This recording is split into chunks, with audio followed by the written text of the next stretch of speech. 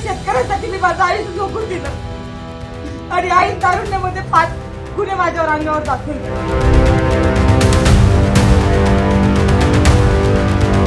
माझ्या खूप कमी वयामध्ये मी पोलिसांच्या लाटाकाटा खाल्ल्या अक्षरशः मी ज्यावेळेस माझ्यावर गुन्हे दाखल व्हायचे त्यावेळेस मी पोलीस स्टेशनला 5-5 तास 2-2 दिवस मी संडास बाथरूमच्या बाहेर झोपलेली आहे.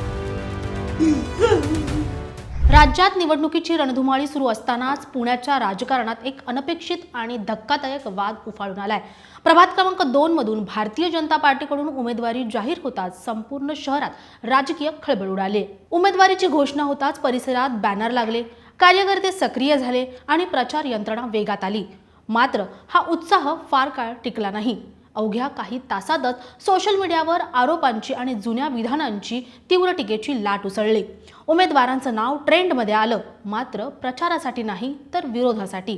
पोस्ट, व्हिडिओ, स्क्रीनशॉट आणि ट्रोलिंगसाठी राजकीय वातावरण तापलं. विरोधकांनी आक्रमक भूमिका घेतलीच, पण धक्कादायक बाब म्हणजे पक्षातीलच काही कार्यकर्ते उघडपणे उमेदवारीच्या विरोधात उभे राहिले. यामुळे भाजपच्या अंतर्गत वर्तुळात मोठी खळबळ उडाली. या घडामोडीनंतर पडद्यामागे बंद दरवाजा आड बैठकींचं सत्र सुरू झालं. रणनीती बदलू लागल्या आणि काही तासातच संपूर्ण चित्र बदललं. अखेर पत्रकार परिषद घेत भावनिक होत पूजा मोरे यांनी आपला उमेदवारी अर्ज मागे घेतला असल्याची घोषणा केली. या एका निर्णयाने पुण्याच्या राजकारणात एक नवा राजकीय भूकंप घडून आणला. पत्रकार परिषदेत बोलताना पूजा मोरे यांना अश्रू अनावर झाले. मी शेतकऱ्यांसाठी माझं आयुष्य झोकून दिला. कमी वयात 5 गुन्हे अंगावर घेतले. महिलांचा आवाज बुलंद करण्याचा प्रयत्न मी केला, असं सांगताना त्या भावूक झाल्या. गुन्हे दाखल असताना अनेकदा शौचालयाच्या बाहेर झोपावं लागलं.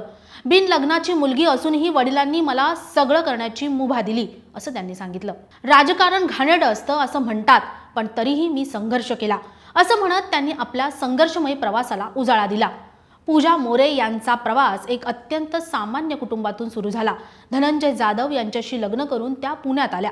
शेतकऱ्यांच्या आंदोलनात पोलिसांच्या लाठ्या खाल्ल्या, गुन्हे अंगावर घेतले, कोर्टाच्या चक्रा मारल्या. खटले लढवण्यासाठी पैसेही नसताना त्या झुंज देत राहिल्या. माझ्यासारख्या सामान्य कार्यकर्त्याला मोठ्या पक्षाची उमेदवारी मिळणं दुर्मिळ असतं.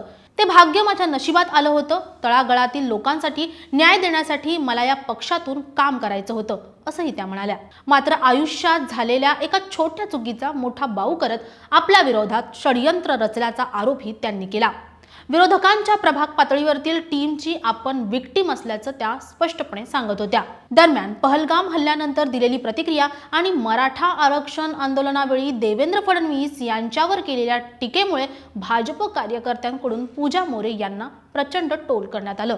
अर्ज मागे घेतल्यानंतर पुन्हा एकदा पत्रकार परिषदेत त्यांच्या डोळ्यात अश्रू दिसून आले. आज पूजा मोरे यांनी उमेदवारी अर्ज मागे घेतला असला तरीही भाजप कार्यकर्त्यांकडून रोष अजूनही कायम आहे. अशी उमेदवारी देण्यात का आली हा प्रश्न पक्षांतर्गत पातळीवर विचारला जातोय. आता भाजपकडून पूजा मोरे यांच्या उमेदवारीबाबत काही स्पष्टीकरण दिलं जाणार आहे का हे पाहणं तर महत्त्वाचं आहेच. पण दरम्यान पूजा मोरे यांना दिलेली उमेदवारी आणि त्यानंतर व्हायरल झालेला व्हिडिओ आणि अखेर त्यांनी घेतलेला माघारीचा निर्णय या सगळ्यांबद्दल तुमचं मत काय आहे हे आम्हाला कमेंटमध्ये नक्की कळवा. आणि अशाच नवनवीन व्हिडिओंसाठी नवशक्ती यूट्यूब पेजला लाईक, शेअर आणि सबस्क्राईब करायला विसरू नका. धन्यवाद.